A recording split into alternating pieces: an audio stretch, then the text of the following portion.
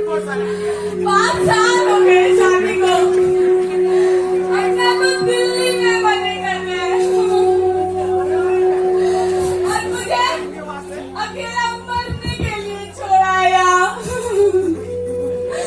साथ की कितनी सहेलियां भी हो, उनके पैसों को देखा है तुमने? अपने साथ दिल्ली लेकर जा रखे हैं उन्हें।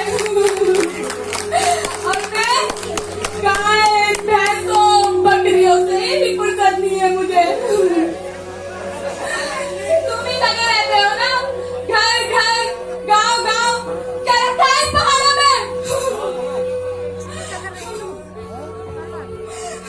किस बात की कमी हो रही है तुझे यहाँ? सब कुछ तो है यहाँ, और ऐसे ही अगर सब गाँव छोड़ के चले जाएंगे तो यहाँ कौन रहेगा? और इधर बाजू खेत खलियान, उसका क्या होगा?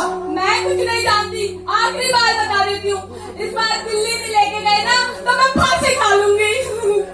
अकेले ही जो ज्ञान बचाया रहना फिर इन पहाड़ों में। क्या नाम सुना बकती है? हे भगवान, चल ठीक है रमूली, ले चलूंगा तुझे दिल्ली। बस ये आगे और काट ले, फिर ले चलूंगा तुझे दिल्ली। सच्ची? हाँ रमा देवी, अब भूख लग रही है, खाना भी खिलाओगे? चलिए।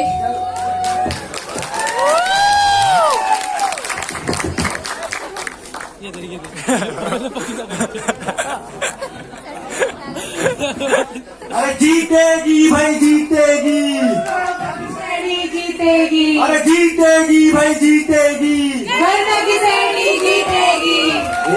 इस बार गांव के चारों तरफ गर्दा की शहरी की पोस्टर चिपके हुए हैं। हाँ सही कहा दादू, काड़ गदेरे जहाँ देखो उसी के पोस्टर लगे हैं। अरे शमशान में भी उसी के पोस्टर, अब क्या मुर्दे भी वोट देंगे?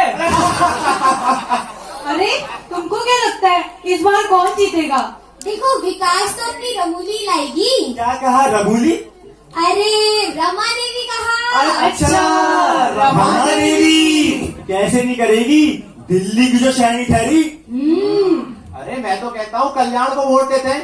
अरे अपने ही गांव का मैच हरा वो। अरे कल्याण क्या करेगा? कल्याण रमा देवी के प्रचार में रोज खाने को मुर्गा और पीने को अरे गर्दा की शहरी जीतेगी, अरे गर्दा की शहरी जीतेगी। आज 15 साल बाद रमूली अपने गांव लौटी। वही रमूली जो 15 साल पहले अपने पति से लड़ झगड़ कर दिल्ली को पलायन करके गई थी। रमूली अब रमा देवी हो गई थी और इस बार गांव के चुनाव में प्रधान के लिए दावेदारी कर रही थी।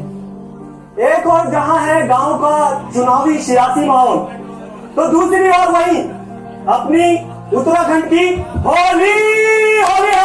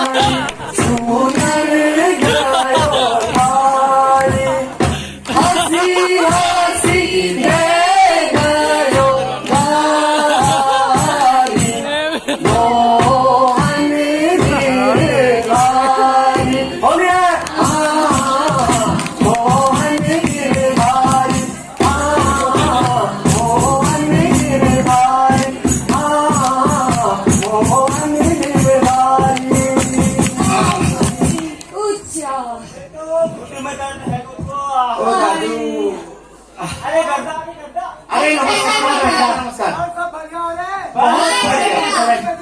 बहुत बढ़िया। तो इस होली महोत्सव में हमारे बीच में आई है रमा देवी।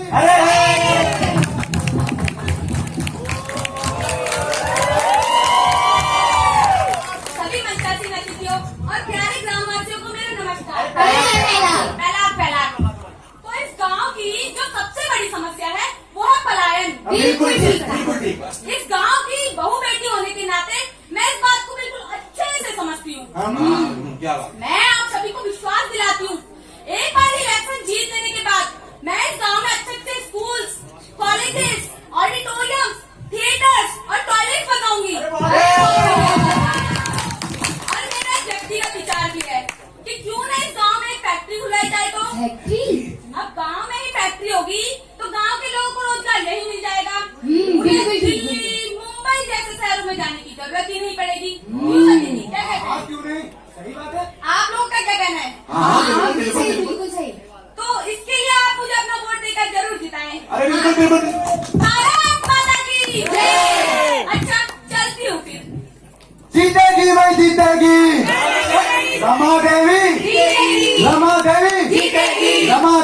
जीतेगी।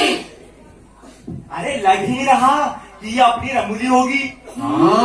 अरे रमा बोलो रमा, कैसे फड़फड़ाहट अंग्रेजी बोल रही थी बाबा हो। दिल्ली जाके तो सब बदल जाने वाले ठहरे। मैं तो कहता हूँ ये पलायन ही सबसे बड़ी समस्या है। ठीक कह रहे हो दादू। सारे के सारे गांव छोड़ के चले जाएंगे तो गांव में कौन रहेगा फिर? मैं तो पलायन की समस्या को वोट दूंगा। ठीक कहा था, मैं भी तुम्हारे साथ हूँ। और तुम लोग? हाँ हम भी। चलो चलो चलो चलो चलो चलो चलो। इलाके का पूरा चुनाव पलायन पे लड़ा गया। आखिर ये पलायन एक नई समस्या थी, लिहाजा इस समस्या का इलाज भी जरूरी था। तो गांव वालों ने इस समस्या का इलाज किया भी। उन्होंने इस चुनाव में रमा देवी को वोट देकर चुनाव जिता दिया। जीत गई भाई, जीत गई, जीत गई भाई, जीत गई, जीत गई, जीत गई भाई, जीत गई, जीत गई।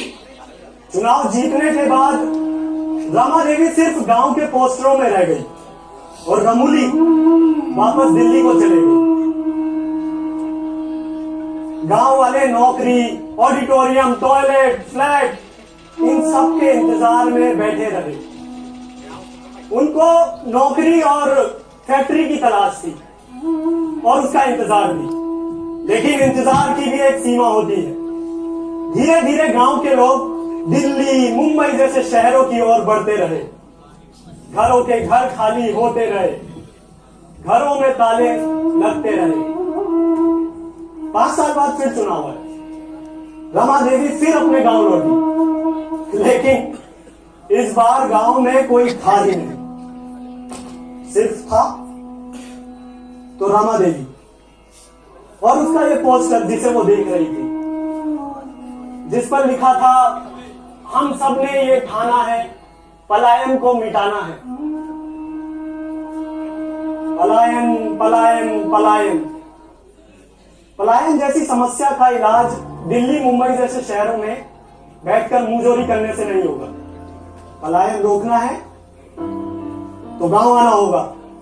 किसी कवि ने क्या खूब कहा है, ऐ सड़क तू अब आई है मेरे गांव, जब सारा गांव तेरी तलाश में शहर को चले गया। समस्या को समस्या ही रहने दिया गया तो एक दिन ये पलायन उस पूरे उत्तराखंड का भक्षण करेगा जिसका सपना हमारे पूर्वजों ने देखा था, जिसके लिए उन्होंने अपनी पीठ पर लाठियां खाई थी, जिसके लिए उन्होंने खून पसीना बहाया था।